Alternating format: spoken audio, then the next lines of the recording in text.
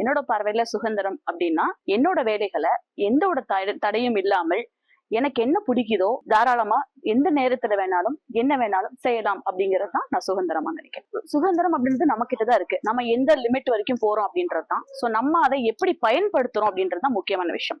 இதுல பெண்களை பத்தி இன்னைக்கு நிறைய கருத்துக்கள் சொல்லுவாங்க.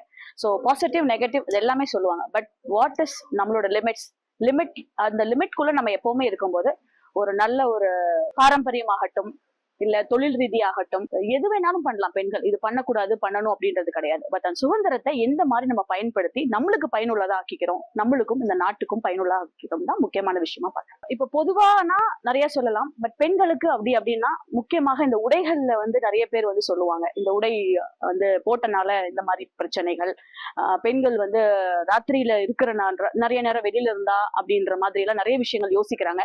அதுல எனக்கு பெரிய உடன்பாடு கிடையாது. சோ எல்லா பெண்களுக்குமே கண்டிப்பாக பாதுகாப்பு நம்ம இந்திய திருநாட்டில் இருக்குது அப்படின்ற விஷயம் எல்லாத்துக்குமே தெரிஞ்ச ஒரு விஷயம் தான். பட் இந்த ஒரு விஷயத்துல இருந்து நிறைய பேர் வெளியில வரணும்னு நான் நினைக்கிறேன்.